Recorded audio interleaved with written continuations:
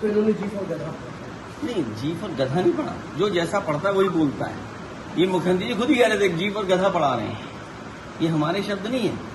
मैंने आपसे कहा कि हम पॉलिटिकल वर्क करें, पॉलिटिकल पार्टी के लोग, हम एक पॉलिटिकल मैसेज देने के लिए पढ़ा रहे हैं कि स्कूल खोले जाएं, स्कूल शुरू किए जाएं।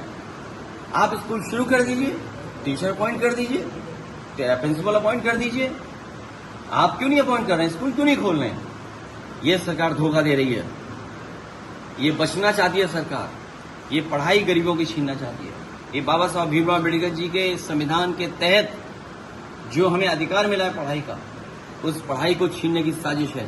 समाजवादी लोग कभी कामयाब नहीं होने देंगे। हमारा आंदोलन भी चलेगा और सरकार बनेगी तो जो ये स्कूल बने हैं इससे बेहतर गरीबों के स्कूल बनाने का काम समाजवादी सरकार ने। अखिलेश जी, ये बताइए कि आप लोग इस पर प्रोटेस्ट कर रहे हैं। ये भारतीय जनता पार्टी का काम करने का तरीका है, फर्जी वोट बनवाना और वोटर लिस्ट में वोट बढ़वा देना, अपने वोट न कटने देना अगर बूथ पे नहीं है तो।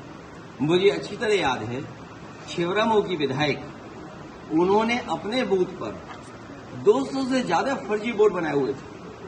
हमारे कार्यकर्ताओं ने जिम्मेदारी के साथ काम किया, वोटर लिस्ट लेकर के पहुंचे और लगभग 200 वोट एक बूथ पे कटवा दिए। इसलिए पॉलिटिकल पार्टी के वर्कर्स को भी तैयार रहना पड़ेगा। ये जो वोट चोरी, वोट डकैती, वोट का या लोगों का अपहरण करने का काम होता है, उसके लिए तैयार रहना पड़ेगा। मैं फिर एक बार इलेक्शन कमीशन से कहूंगा कि जिस सूची को समाजवादी पार्टी ने दिया है डिलीटेड वोट्स का, ऐसे अधिकारी जिन्होंने जानबूझ करके समाजवादी पार्टी के वोट को डिलीट किया, उन अधिकारियों के खिलाफ कार्रवाई होनी चाहिए। जिन लोगों ने बाई इलेक्शन में समाजवादी पार्टी और आम जनता को रोका वोट डालने से, उन जिलाधिकारियों के खिलाफ कार्रवाई होनी चाहिए।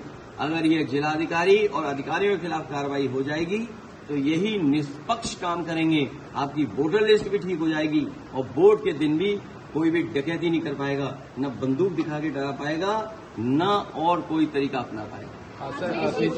पूजा ये भारतीय जनता पार्टी, आप यकीन करना, इंजन टकरा रहे थे, डब्बे टकरा रहे हैं, पटरियां टकरा रही हैं और जैसे जैसे चुनाव करीब आएगा 27 का, 47 तो दूर, 27 से पहले ही ये तलवारें खींचने की जो भी विधानसभा में दिखी है। और सच्चाई तो ये है कि जनता का गुस्सा ये सामना नहीं कर सकते, इसीलिए जनता को दूसरी दिशा में ले जाना चाहते हैं कि 47 का विजन दिखा दो। जनता जानती है इनका विजन कुछ नहीं है। अगर इनका विजन होता तो मुख्यमंत्री की ये भाषा होती। सोचिए क्या भाषा है उनकी, एएनआई वालों से पूछ लो कभी। ऐसी मुख्यमंत्री की ऐसी भाषा हो सकती है, एक विजनरी मुख्यमंत्री की यही लैंग्वेज होगी। सोचो, अपने विपक्ष के लोगों के लिए ये भाषा का इस्तेमाल करेंगे। सोचिए, सबसे अच्छा ये था कि उन्हें अपनी टिकट पक्की करा लेनी चाहिए बीजेपी में, उन्हें अपनी टिकट पक्की कराने। मुझे उम्मीद है, हालांकि हमारे मुख्यमंत्री जी बीजेपी के सदस्य केवल चुनाव के लिए बनते हैं, याद रखना आपको। हमारे मुख्यमंत्री जी भी बीजेपी के सदस्य नहीं रहे, भारतीय जनता पार्टी के वो सदस्य नहीं है, केवल चुनाव लड़ने के लिए वो सदस्य बनते हैं। हमें उम्मीद है कि अपनी टिकट के साथ साथ वो उनको भी टिकट दिला लेंगे, और अगर पहले टिकट दिला दी होती तो हमें देनी नहीं पड़ती इन्हें टिकट। भाई अगर पहले टिकट बीजेपी ने दे दी होती इन्हें तो हम टिकट थोड़ी देते। कोई चुनाव पंजाब में लगे तरफ सारा किया है। देखिए, बहुत महत्वपूर्ण सवाल मेरे पत्रकार साथी ने पूछा है। मुझे खुशी इस बात की कि समाजवादी पार्टी वो दल है जिस दल ने फूलन देवी पर जब अन्याय हुआ, और अन्याय यहां तक हुआ कि आत्मसमर्पण के बाद उन्हें छोड़ना चाहिए था सरकार को, लेकिन सरकार ने उन्हें नहीं छोड़ा। नेताजी ने उन्हें छुड़वाया और छुड़वाने के साथ साथ उन्हें लोकसभा का सांसद भी बनाया। लोकसभा में पहुंच करके उन्होंने न केवल महिलाएं, बेटियों के साथ जो अन्याय होता है उसकी दास्तान सुनाई, बल्कि एक भी अगर उदाहरण हमें दे दो कि एक महिला के साथ ऐसा व्यवहार हुआ हो और इस ऊंचाई तक वो पहुंची और सम्मान पाया हो। ये जो बकवास कर रहे हैं ये लोग, इन जिनके जो पैसे से बिक जाते हैं लोग, ये वो हैं जो सरकार के साथ रहना चाहते हैं, सरकार को खुश करना चाहते हैं। क्योंकि सरकार में अगर ये नहीं रहेंगे तो इन्हें पूछेगा कौन? जो हत्यारे हैं वो सरकार के लोग हैं। जिसने हत्या की वो किस विचारधारा से जुड़ा व्यक्ति है? कोर्ट में मामला, जेल गया, और फूलन देवी को हत्या कराने में जो विचारधारा के लोग हैं वो कौन हैं? फूलन देवी को किसने उसके साथ ऐसा व्यवहार किया? वो बेमई कांड के कोई लोग भूल जाएंगे कि क्या एक महिला के साथ ये व्यवहार हो सकता है? ये वो लोग हैं जिनको उनके समाज ने ही नकार दिया, और समाज जानना चाहता है, उसका इमोशन का फायदा उठाना चाहते हैं। ये जो पार्टियां हैं, जब कुछ नहीं बचता इन्हें तो जनता के इमोशन से लाभ लेना चाहते हैं। ये जो लोग बोल रहे हैं फूलन देवी के हत्यारा, वो हत्यारों के साथ है। सर, एक महत्वपूर्ण सवाल ये संदेश देने की कोशिश की लोकसभा में हमने नुकसान पहुंचाया, इसका आगे विधानसभा चुनाव है, इसका मतलब है किसी की कुर्सी हिल रही है, चेहरा बदल रहा है। अगर कोई इस तरह की बैठक हो रही है, सरकार बनाने के लिए तो नहीं हो रही होगी बैठक, सरकार से नाराज हो सकते हैं या कुर्सी हिलने की बात हो रही होगी कुछ। ये तो दिल्ली और लखनऊ वाले जाने। दिल्ली वालों ने क्या इशारा किया जिसकी वजह से बैठक हो रही है? ये लखनऊ वालों ने क्या इशारा किया? लेकिन हम एक ही बात मानते हैं, वहां पर जो पीडीए के लोग बैठे लोग हैं वो घुट रहे हैं, वो घुटे जा रहे हैं, उनको कोई रास्ता नहीं दिखाई दे रहा है। उनका भी विजन साफ है 2027 में पीडीए के साथ। मुख्यमंत्री कह रहे हैं कि देखिए, पीडीए परिवार डेवलपमेंट अथॉरिटी, कितनी अच्छी बात है, कितनी अच्छी बात। माइक आईडी तो उठवाए जा रहे हो, क्योंकि मुख्यमंत्री जी भी पीडीए के ही निकले हुए हैं। उदाहरण, इनके मामा अगर ना आए होते, अगर इनके मामा मठ में ना होते, मुझे नहीं पता कि किस कारण उत्तराखंड से यहाँ आए हैं। ये हमारे प्रवासी मुख्यमंत्री हैं, नेटिव प्लेस नहीं उनकी है, तो इसलिए उनसे बेहतर कौन समझेगा? क्योंकि मठ में जिस स्थान पर बैठे हैं, मैं तो लोकसभा में बाद में आया हूं, वो तो पहले कब्जा किए हैं। तो असली उदाहरण कोई है तो वो भी तो उदाहरण उसी के हैं। उनके मामा ना होते तो शायद वो भी ना होते। और जहां तक पॉलिटिकल है, अरे चाचा हमारे साथ है, क्यों टेंशन ले रहे हो आप? ना योगी जी को टेंशन लेनी चाहिए। सर, जल जीवन मिशन को लेकर बीवी ये कितना अच्छा बोले। अगर गौ माता श्राप देती हैं, अगर गौ माता श्राप देती है, सांड भी तो श्राप देगा भाई। केवल गौ माता थोड़ी श्राप देगी, गौ माता के साथ साथ सांड भी श्राप देगा। और मुख्यमंत्री जी को ये भरोसा दिलाना चाहिए कि जो लोगों की जान गई है, उनके परिवार के लोग श्राप किसको देंगे? उनके श्राप किसको मिलेगा उनको? सर भाई, कोई ऐसा जगह बची है जिस जिले में सांड से, जानवर से टकराने से किसी की जान न गई हो? अभी अर्जुनगंज होकर के आप आए होंगे, सड़क चौड़ी हो रही, पुल बन रहा है, मरी माता का मंदिर भी अच्छा बन जाएगा। वहां पर कितनी जान गई थी? जान गई थी ना। मुख्यमंत्री जी के अपने एक अधिकारी की जान गई, सोचो, जानवर की वजह से।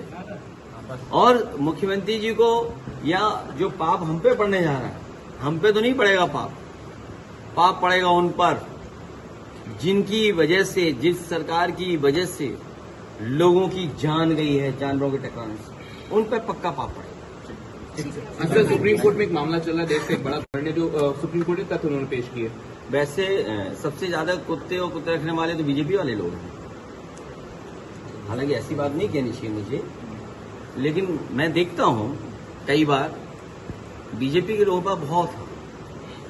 मैं चाहूंगा कि बीजेपी के लोग जिस तरह गाय की सेवा कर रहे हैं, सांड की सेवा कभी कभी करते हैं, तो जो भी जानवर है, और अगर डॉग लवर्स हैं, अगर उनके कुछ इश्यूज हैं, उनको जरूर एड्रेस करना चाहिए।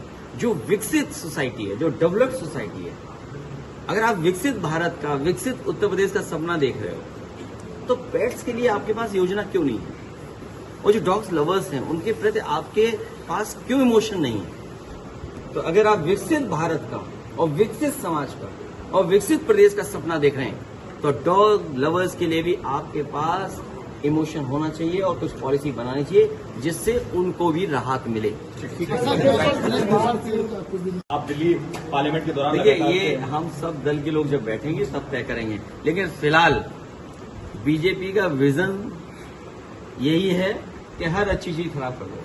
सर, प्रदेश को गड्ढा मुक्त बनाने की बात कही गई थी। कल पत्रकार ने छोटी बच्ची ने ये मुंह से गड्ढा मुक्त बना सकते हैं, सड़क गड्ढा मुक्त नहीं बना सकते। गोरखपुर में एक 9 साल की बच्ची गड्ढे में डूब के मर गई सर।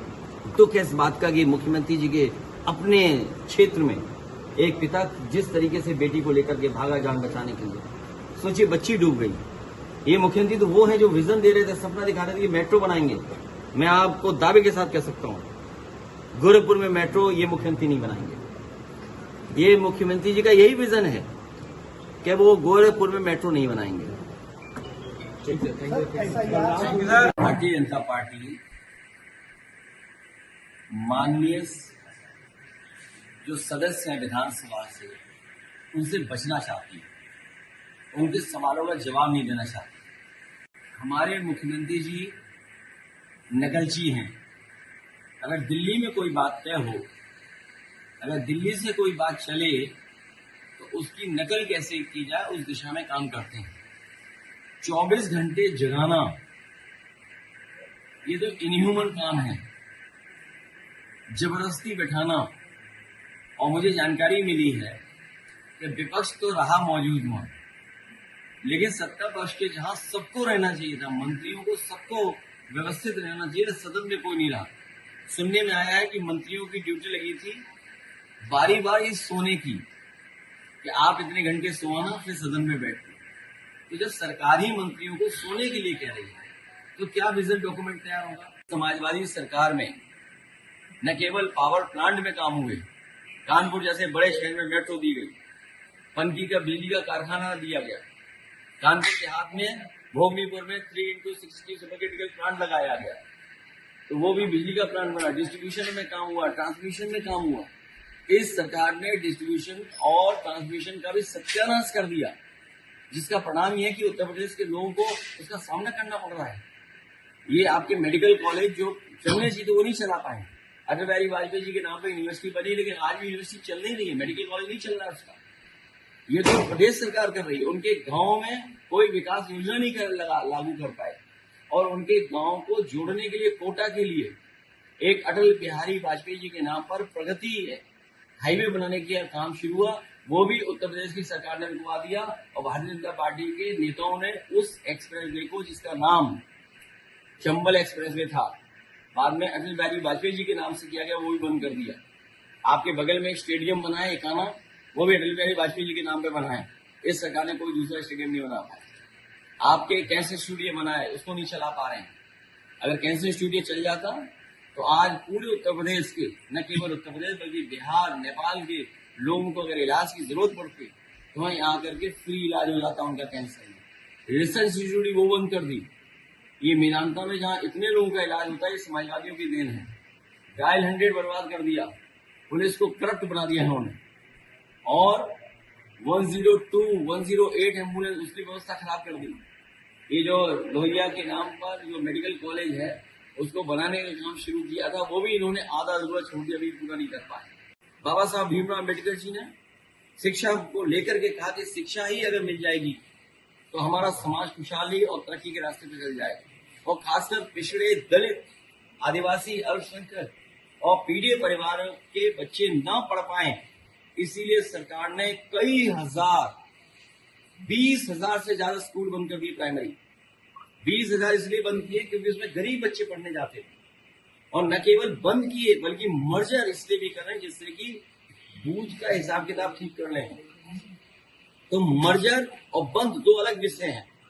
तो प्राइमरी तो छीन ही रहे हैं, लेकिन जो और पढ़ाई थी उसको भी बर्बाद कर दिया। और उसका उदाहरण है ये संस्कृत स्कूल जो समाजवादी सरकार में बना था, आज तक आगे नहीं बढ़ा पाए।